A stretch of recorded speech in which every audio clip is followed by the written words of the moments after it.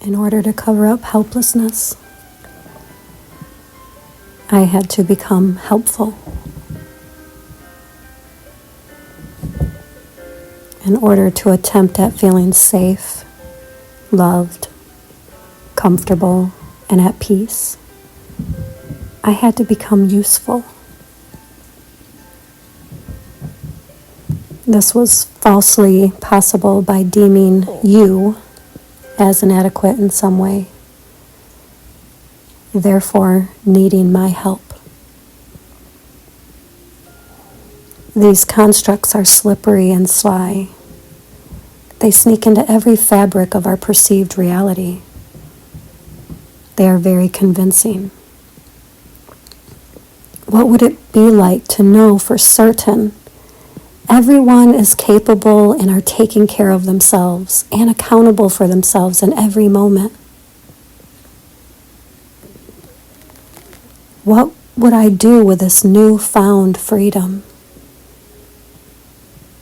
If no one needs my saving or teachings, but instead I see them as powerful and fully capable of living their lives unbeknownst to me and my wisdom, then where would my attention and focus go?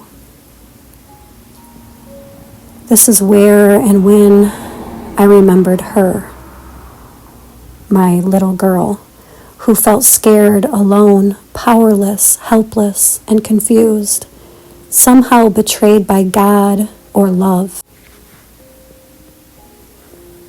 She grew to become a helper, rescuer, savior, teacher, healer, and knowledge seeker, all in the disguise of love, admirable and put upon a pedestal.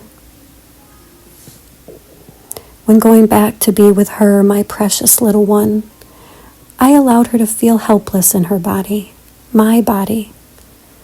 I became the space for her to feel confused, alone, and afraid, forsaken in some way.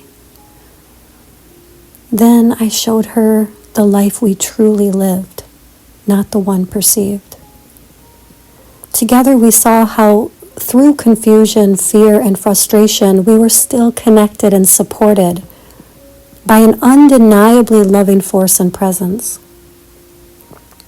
A presence that is okay with us feeling helpless and doesn't need to create a false sense of helpfulness to negate such normal and natural feelings such as these.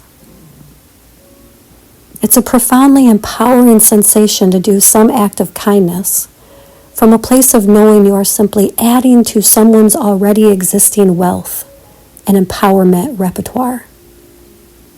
Instead of doing a kind gesture to save someone that you have deemed incompetent, broken, or lacking in some capacity, these helpful or loving acts now stem from a true seeing the miraculous capabilities within each person.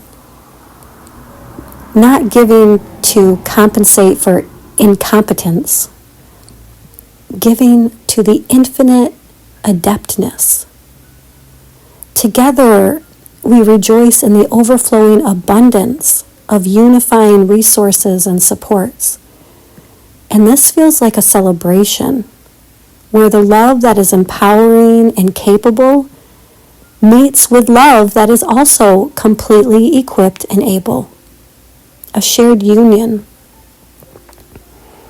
I'm feeling my inner child and young maiden grow stronger and more wise as they no longer hide from uncomfortable emotions, now seen through to the truth of them.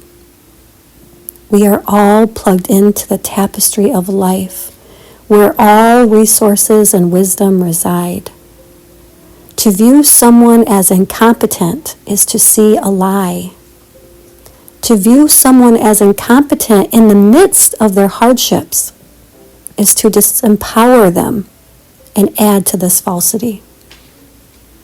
To see someone in their struggles as powerful, fully accountable, brave, brilliant, and knowledgeable, we can see them as they are, no matter where they are. In a profoundly beautiful and real state of miraculous witnessing the human spirit at play, present for this discovery, the greatest gift ever shared.